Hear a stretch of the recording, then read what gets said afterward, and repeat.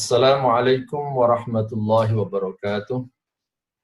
Alhamdulillah wa kafa, wassalatu wassalamu ala sayyidina wa habibina al-mustafa wa ala alihi al-sidqi wal wafa. Allahumma rabbana la ilma lana illa ma'allamtana fa'alimna ma yanfa'una. Allahumma rabbana zidna ilman nafi'a warzuqna fahma. Allahumma inna nas'aluka al-'afwa wal 'afiyah wal mu'afata ad-da'imah fid dini wad dunya wal akhirah. Allahumma adfa'na al-ghala wal bala wal waba wal fahsya wal munkar amma ba'd. Jamaah Masjid Darussalam Perumahan Jati Jajar rahimakumullah. Alhamdulillah pada sore hari ini saya Muhammad Sofwan Johari bisa menyapa jamaah Masjid Darussalam, walaupun untuk kesempatan kali ini saya cuma bisa menyapa lewat video. Mudah-mudahan video pendek yang saya buat untuk menyapa jamaah Masjid Darussalam ini bisa bermanfaat, ya. Mudah-mudahan bisa menambah keberkahan, kedekatan, dan ketakwaan kita kepada Allah Subhanahu wa Ta'ala. Nah, pada kesempatan kali ini, jamaah sekalian, saya ingin memberikan tausiah, ya, tausiah kalau bahasanya zaman sekarang. Yang judulnya seperti yang terlihat nih, amal ibadahmu tidak menjamin dirimu masuk surga. Ya, jadi amal ibadah tidak bisa menjamin diri kita masuk surga. Jamaah sekalian, mungkin masalah ini sudah pernah kita dengar, ya, sudah pernah ramai. Tapi memang kita harus paham lebih dalam gitu kira-kira maksud saya, bahwa ada hadis yang diriwayatkan oleh Imam Bukhari dan juga oleh Imam Muslim. Artinya hadisnya sahih, yang tidak boleh kita ragukan, tidak boleh kita ingkari, bahwa memang ada penjelasan Rasulullah Shallallahu Alaihi Wasallam yang menyatakan demikian. Ya, memang ada penjelasannya. Nah, sekarang kita lihat hadisnya, ya. Ini hadis yang saya maksudkan. Saya bacakan hadisnya. Bismillahirrahmanirrahim. An Abi Hurairah radhiyallahu anhu qala Rasulullah sallallahu alaihi wasallam lan yunji ahadan minkum amaluhu. Qalu wala anta ya Rasulullah? Qala wala ana illa ayyataghammadani Allah birahmatin wasaddidu wa qaribu waghdu wa ruhu wa syai'un min ad-dulja wal qasda tablu. Ya. Ini hadis yang diriwayatkan oleh Imam Bukhari, ya. Ada hadis lain yang maknanya maksudnya sama yang diriwayatkan oleh Imam Muslim, ya. Nabi Hurairah radhiyallahu anhu qala Rasulullah sallallahu alaihi wasallam qaribu wasaddidu wa'lamu annahu lan yanju ahadun minkum bi'amalihi. Qalu ya Rasulullah wala anta? Qala wala ana illa ayyataghammadani Allah birahmatin minhu wa fadlin. Ya, itu hadisnya. Yang kira-kira kalau kita terjemahin, ya jamaah sekalian, itu terjemahannya kira-kira begini. Lan yunjiya ahadan minkum amaluhu. Bahwa seseorang di antara kalian tidak akan ada yang diselamatkan oleh amalnya. Jadi, tidak ada orang yang bisa selamat semata-mata hanya karena amal ibadahnya saja. Semata-mata hanya karena amal perbuatannya saja tidak bisa. Amal ibadah kita itu, ya, kalau hanya mengandalkan amal ibadah kita saja, itu enggak jaminan. Belum tentu kita bisa masuk surga kalau hanya mengandalkan amal perbuatan kita saja. Kenapa? Ya banyak sebabnya. Iya kalau amal kita diterima, kalau kagak. Iya kalau amal kita ikhlas, kalau enggak ikhlas. Ya kan? Ikhlas itu kadang-kadang apa? Kadang-kadang sekarang ikhlas. Iya kalau kita bisa menjaga keikhlasan. Kalau kita nggak bisa menjaga keikhlasan, maksud saya tidak bisa menjaga keikhlasan begini. Sekarang kita beramal ikhlas. Besok 1 tahun, 2 tahun, 3 tahun kemudian, kita ungkit amal perbuatan kebaikan kita itu. Batal juga itu, nggak ikhlas. Ya. Maka, lan yunjiya ahadan minkum amaluhu. Perbuatan amal ibadah kita semata-mata itu tidak menjamin kita bisa selamat dari neraka, tidak menjamin kita bisa masuk surga. Makanya kalau kita lihat pada hadis tadi, ya, saya tunjukkan kembali hadisnya. Akhirnya ketika Rasulullah menjelaskan seperti itu, ya, para sahabat pun bertanya, Wala anta ya Rasulullah, apakah engkau juga demikian ya Rasulullah? Beliau pun menjawab, wala ana, dan tidak pula saya. Saya ini juga tidak bisa akan selamat dari neraka. Saya tidak bisa terjamin masuk surga semata-mata dengan amal perbuatan saya saja. Illa ayyataghammadani Allahu birahmatin, kecuali Allah Subhanahu wa taala akan mengucurkan rahmatnya kepada kita, kepada saya dan kepada Anda semua. Saddidu wa qaribu, lakukanlah perbuatan yang baik, wa qaribu, dan dekatkanlah kepada kebaikan itu. Ya. Jadi jamaah sekalian, hadis ini jelas menunjukkan bahwa jangankan kita, Rasulullah Shallallahu Alaihi Wasallam yang amal ibadahnya nggak bisa kita bandingkan dengan kita. Seapanya sih kita terawih 8 rakaat aja, kalau imamnya bacanya panjang sedikit udah protes ya. Apalagi kalau imamnya nanti biasanya terawihnya 20, besok pada kagak datang lagi ya. Ya, mau terawih 8 boleh, 20 boleh, 36 juga boleh ya. Sebab kalau di kitab-kitab itu ya, terawih itu bisa sampai 36. Ya kita mau terawih 8 boleh, 20 boleh, 36 boleh. Tapi yang jelas Rasulullah Shallallahu Alaihi Wasallam itu biasa. Sholat malam itu sampai kakinya bengkak-bengkak itu biasa ya. Nah kita sholat tarawih, coba kalau misalnya imamnya baca 1 rakaat 1 halaman, bubar ya. Besok nggak ada yang datang lagi di Masjid Darussalam ya. Intinya kita nggak bisa deh membandingkan amal perbuatan kita dengan amal perbuatan Rasulullah. Nah perbuatan Rasulullah yang begitu dahsyatnya luar biasa.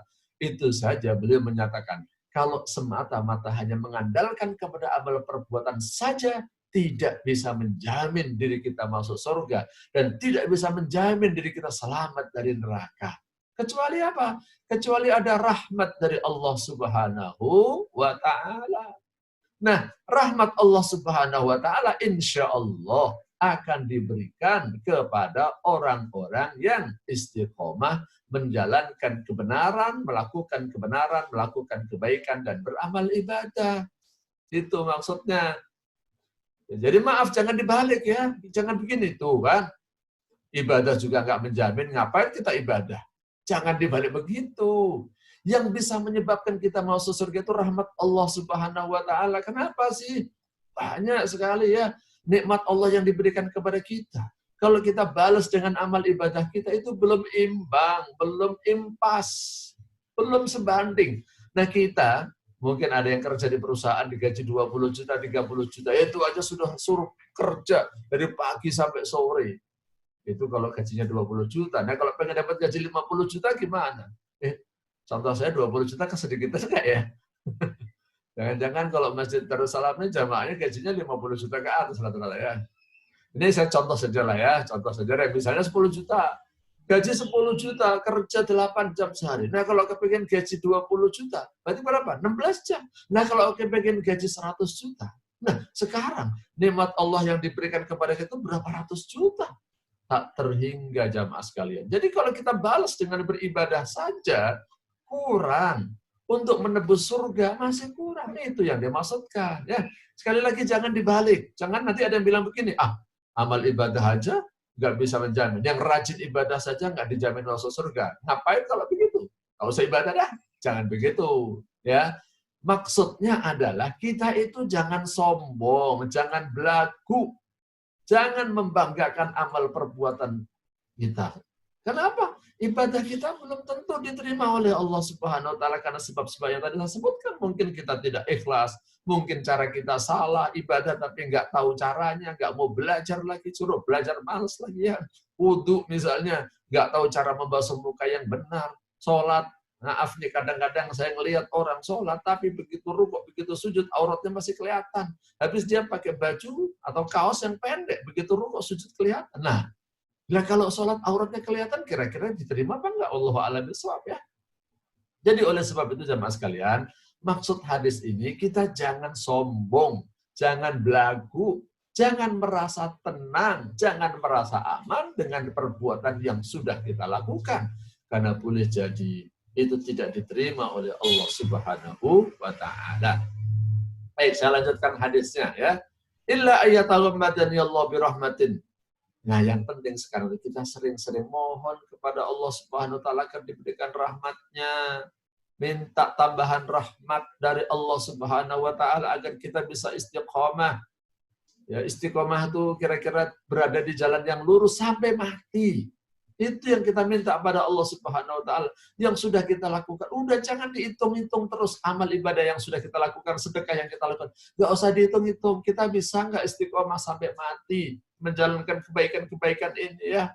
Itu kita minta ya. Saddidu, berbuat baiklah, berbuat benarlah, lakukan kebaikan-kebaikan. Kalau kamu nggak bisa melakukan kebaikan ya, karena sesuatu yang menurut kita benar, boleh jadi ternyata salah gitu loh maksud saya.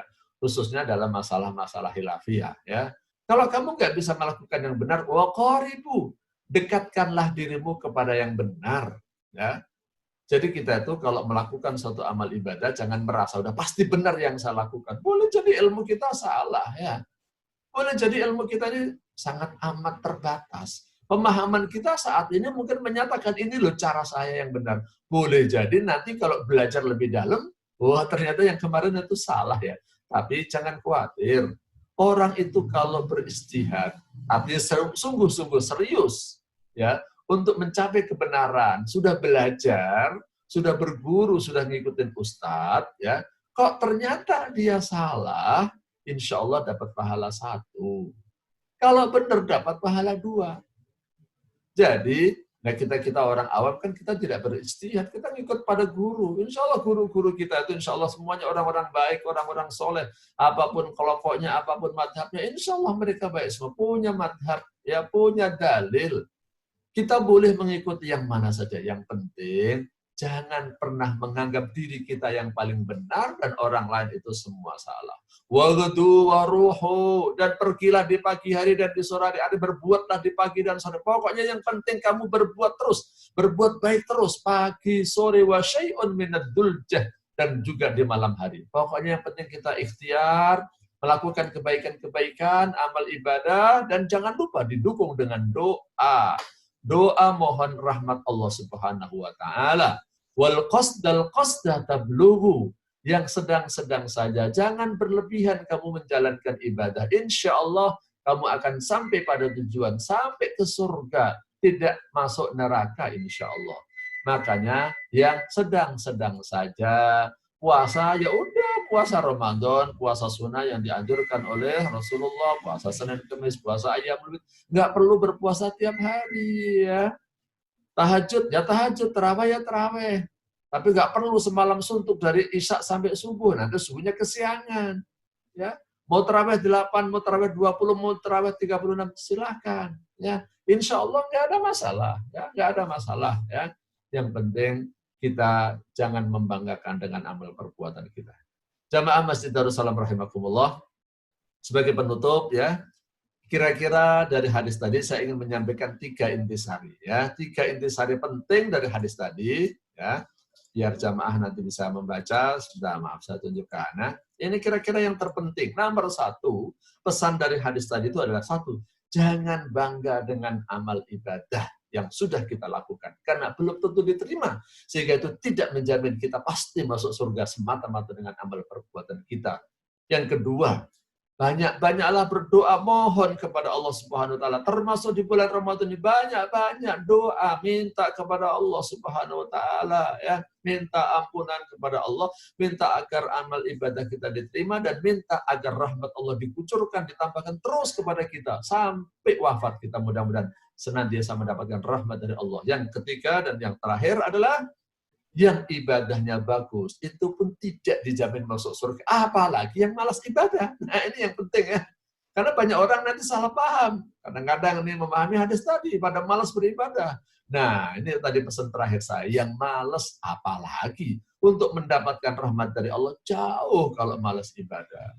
Nah mudah-mudahan video pendek saya yang saya sampaikan untuk menyapa jamaah Masjid Darussalam Jati Jadar ini bisa bermanfaat, mengingatkan diri kita semua, khususnya termasuk saya ya, Kalau ada salahnya saya mohon maaf, tolong diluruskan ya, tolong doakan saya, mudah-mudahan saya bisa istiqomah dan mudah-mudahan kita semua dipertemukan oleh Allah di surga nanti insyaallah. Amin ya rabbal alamin. Kurang lebihnya mohon maaf. Wal afu minkum wallahu a'lam bissawab. Wassalamualaikum warahmatullahi wabarakatuh.